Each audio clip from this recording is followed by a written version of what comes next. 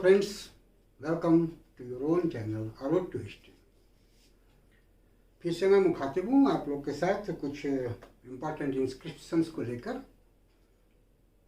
पहले भी मैंने 2 वीडियो डाले हैं इंस्क्रिप्शंस के, हो सकता है आपने देखा हो, और ये भी हो सकता ज़रूर आपको कुछ न कुछ उससे फ़ायदा मिला होगा। उसी कड़ी में एक और वीडियो मैं आपको दे रहा हूँ, यह भी आपके लिए फ़ायदेमंद होगा। सबसे पहला जो इंस्क्रिप्शन जिसकी चर्चा हम करेंगे वह है रबातक इंस्क्रिप्शन। यह अफगानिस्तान के सुर्ख कोतल एक जगह है, उसी के पास में रबातक है जगह, वहीं पाया गया है और यह 1993 में इसकी खोज हुई। इसमें कुषाण वंश का जो सबसे महत्वपूर्ण राजा हुआ कनिष्क के जो वंशज थे उनकी चर्चा है, कनिष्क की जो उपलब्धियां थी उसकी चर्चा है, और यह बैक्टीरियन लैंग्वेज में और यूनानी लिपि में लिखा गया है।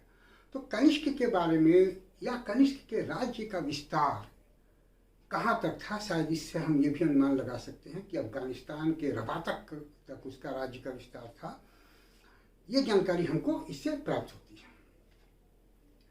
दूसरा एक महत्वपूर्ण जो अभिलेख है वो हाथी गुम्फा अभिलेख। ये उड़ीसा में, जो उड़ीसा का महत्वपूर्ण शासक था खारवेल, उसके द्वारा जारी की गई है।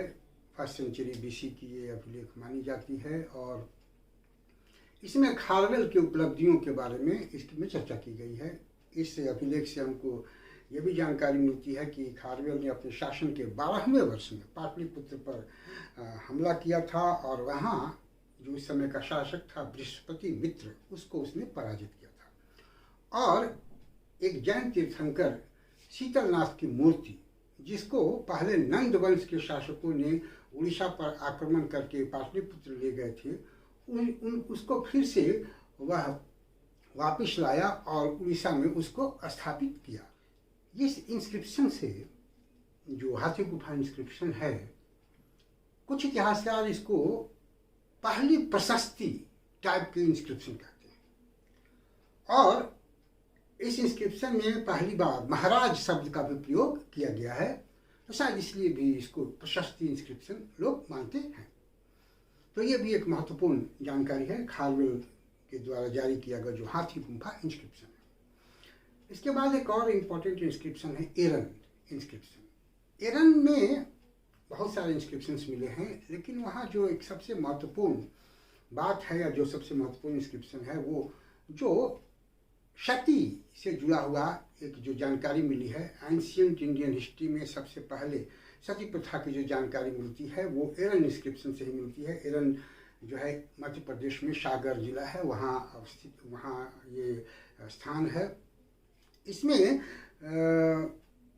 जो सती से जुड़ा हुआ इंस्क्रिप्शन है उसको भानुगुप्त का अभिलेख भी हम कहते हैं, और भानुगुप्त का एक अमात्य था गोपाल राज, जो युद्ध वहाँ कर रहा था और उसी की जो पत्नी थी वही सती हुई थी, तो उसी की चर्चा इसमें की गई है। इसीलिए एरन इंस्क्रिप्शन को सती अभिलेख भी कहा जाता है।